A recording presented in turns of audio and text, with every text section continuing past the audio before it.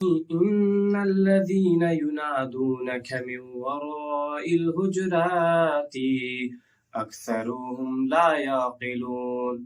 ولو أنهم صبروا حتى تخرج إليهم لكان خير لهم واللہ غفور رحیم۔ اللہ سبحانہ تعالیٰ فرمائے کہ یہ لوگ یقیناً بدعقل ہیں جو آپ صلی اللہ علیہ وسلم کو باہر سے پکارتے ہیں، اور ان کے لیے بہتر تھا کہ یہ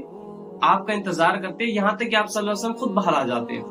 دراصل یہ واقعہ اس وقت کا جب بنو تمیم کا ایک وفدہ جو کہ 70 سے 80 لوگوں پر مشتمل تھا وہ مدینہ میں آتا ہے، اور اس وقت آپ صلی اللہ علیہ وسلم ظہر کا وقت تھا اور وہ اپنے حجرے میں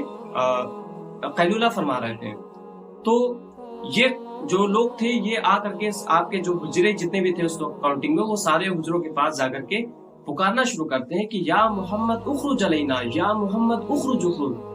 یعنی کہ اے محمد باہر آئے، ہماری طرف آئے، باہر آئے۔ تو آپ صلی اللہ علیہ وسلم پھر باہر آتے ہیں، اور اس وقت عرب کا کوئی فرد نہیں تھا جو آپ صلی اللہ علیہ وسلم سے اس طرح نام لے کر ان کو مخاطب کرتا، یا تو ان کو رسول یا ان کے احترام کے ساتھ ان کو پکارتا تھا۔ اور اس بات سے اس بات کی بھی نفی ہوتی ہے کہ جو لوگ آپ صلی اللہ علیہ وسلم کے نام کو یا محمد کہہ کے ڈائریکٹ اپنی نعتوں میں استعمال کرتے ہیں، یہ بالکل ادب کے خلاف ہے۔ خیر، جب آپ صلی اللہ علیہ وسلم باہر آتے ہیں تو یہ لوگ کہتے ہیں کہ اے محمد دیکھیں ہم کون ہیں، ہم بتاتے ہیں کہ ہم کون ہیں۔ پھر لوگ نے بڑی تکبر کے ساتھ کہا کہ ہم جس کی تعریف کریں، مدح بیان کریں، وہ اس کے لیے زین ہے، اور ہم جس کو ذلیل کریں وہ اس کے لیے معیوب ہے، اور ہم عرب کے سب سے عزیز معزز لوگ ہیں۔ تو آپ صلی اللہ علیہ وسلم نے اس کے جواب میں فرمایا کہ کذب، تم نے جھوٹ کہا، تم نے غلط بیانی کی۔ جو اللہ کی تعریف بیان کرے اس کے لیے زین ہے، اور جو اللہ کے خلاف بات کرے یہ معیوب ہے۔ اور تم میں سب سے زیادہ معزز حضرت یوسف بن یعقوب بن اسحاق بن ابراہیم ہے، چونکہ ان کے نسل میں 4 لوگ لگاتار نبی تھے۔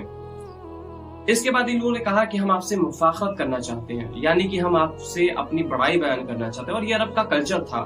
اگر آپ تاریخ کو پڑھیں گے تو آپ کو یہ بات بہت اچھے سے سمجھ میں آ جائے گی، اور تاریخ کو پڑھنے کے بعد، عرب کے کلچر کو پڑھنے کے بعد آپ یہ بات اپنی زبان سے کہیں گے کہ عرب جیسے لوگ دنیا میں کبھی نہیں تھے اور نہ ہو سکتے ہیں،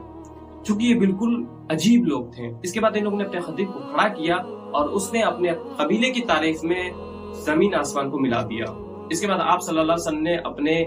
حضرت ثابت بن قیس رضی اللہ تعالیٰ کو کھڑا کیا کہ جو خود بولنے میں ماہر تھے، اور ان کے اشعار سے جس میں اللہ، رسول اور دین کی تعریف تھی، اس چیز نے ان کے کلام نے ان کو خاموش کر دیا، ان کے چھکے چھڑا دی۔ پھر ان لوگوں نے جواب میں ایک اپنا دوسرا خطیب کھڑا کیا، تو پھر اس کے جواب میں آپ صلی اللہ علیہ وسلم نے حضرت حسان رضی اللہ تعالیٰ کو کھڑا کیا، اور ان کے اشعار سے پھر ان لوگوں کو خاموش کر دیا۔